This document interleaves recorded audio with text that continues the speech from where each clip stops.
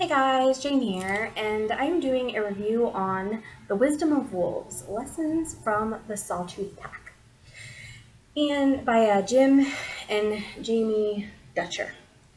So this was one of the books I chose for my nonfiction November under the theme Wonder Wander. And I felt like it did kind of double duty for that because, they're wolves, so they're wandering around. And then wonder because it's something I love wolves. I always wonder about wolves. I'm a dog person, totally very much a dog person, and wolves are very close to that for me. So I was really excited to read this book about them. Um, so let me start out with, I'm going to give it a 4 out of 5.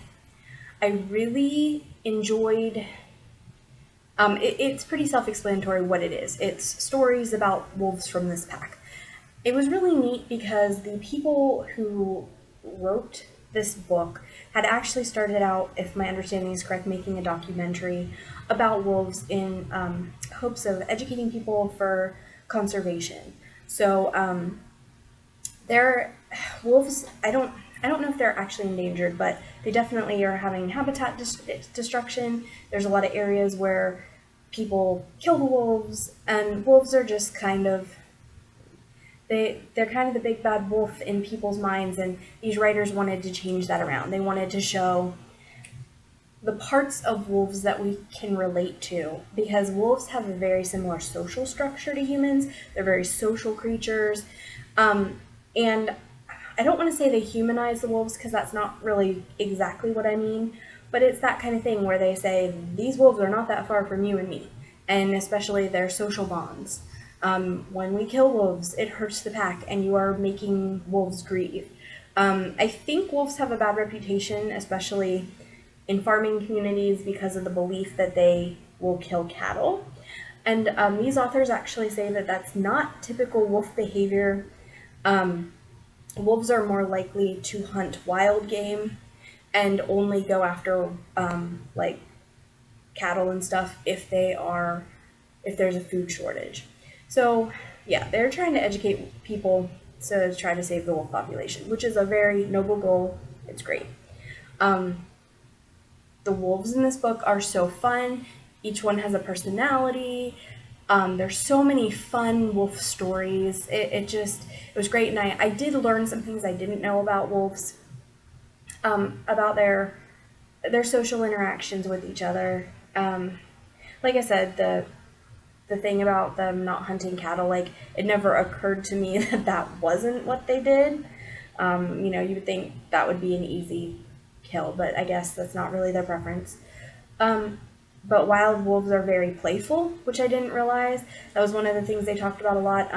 The Omega, which is the lowest ranking wolf in the pack, he in this pack is very much a kind of a clown. His job, and I guess a job pretty typical of Omegas, is to kind of make everybody happy and be the goofy one instigating play to kind of keep the pressure off of him. Because the Omegas, I guess, sometimes get picked on when the wolves are feeling stressful. When the pack is feeling stressed, the Omegas get picked on. So their job is to kind of keep everybody light and happy and be like, "Hey guys, let's go play. It's all cool." So yeah, I really did very much enjoy this book. However, and this is one of the reasons I didn't give it 5 stars, and it's a personal preference thing. It didn't mean the book wasn't good. It was a pretty good book. It was a really enjoyable read, and if you like learning about wolves, I highly recommend it. However, these wolves, and I don't know if this was indicated anywhere in the book, on the book, like the flap. Yeah. I feel like it wasn't indicated as strongly as it needed to be. These wolves are not actually wild wolves. They're living in an enclosure. So the people who did this project, they created this big wolf enclosure. They brought the wolves in. They hand raised the puppies so that they could move around them safely, interact with them. They have the little like cabin. The cabin's probably not the right word, but a little encampment off to the side in like right around the enclosure. I mean, these very much, they're not pets. Like, I wouldn't say they're pets. They're not domesticated, and they didn't like interact with them a lot during the actual like project.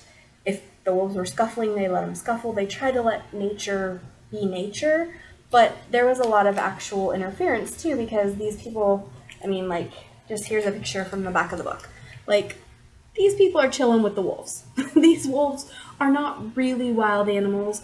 So even though I think the things that they observed are very genuine, and they did consult other experts who were studying wild wolf populations in Yellowstone and Denali, you know, and a lot of the behaviors were similar. This, I would say, is not like the true following a wild wolf pack around thing. And I was a little bit disappointed by that, because that's kind of what I was expecting. I was expecting like a further away view of a wild wolf pack. I mean, these wolves don't even hunt. They are fed. These people bring them food. This pack does not even hunt their own food. So I feel like certain aspects of wolf life may not be accurately presented in this book, or maybe that's not what I mean. I felt like you couldn't get a full feel for real wild wolf lives, because these aren't wild wolves. These are kind of somewhere in between domesticated and wolf. They're wild, and they're pure blood. So I mean, they're not like wolf mixes or anything. They're wolves, but they're very comfortable with humans. There's one scene in particular, just to give you an idea how chill these wolves are with their people. The female alpha, she gives birth, and she lets the girl, Jamie, go in her burrow and count her puppies. Now, the other wolves aren't even allowed down there, and she just lets this human, you know, the human lets her sniff her flashlight. It's a really cute scene, but at the same time, I'm like, yeah, sniff the flashlight, go down, check out the pups, come on out. You know, it was a cute scene, but it was definitely a reminder that these are not really, really wild wolves. They're more like animals. I don't want to say in a zoo because they've got a big space, but sorry, trying to gather my thoughts there. It was a good book. I learned a lot about the wolves, but I kind of was expecting actual wild wolves to be documented as opposed to these partially domesticated wolves. After the experiment, not the right word, after they were done studying the wolves, they handed the wolves over to a reservation, and you know, the wolves continued to be cared for there. So it was an interesting read. If you like wolves, definitely check it out, but just be aware that it is, you know, wolves who aren't as wild as you might expect. But still, very good insight into wolf behavior and very good stories. These wolves are just wonderful, and I love them, and some gorgeous pictures in here of wolves. And if you are obsessed with wolves, there's the puppies. If you are obsessed with wolves, and I'm kind of obsessed with wolves, you'll really enjoy this. So again, 4 out of 5 for me. Worth the read. Social media is down there. Like the subscribe button. And until next time, bye guys.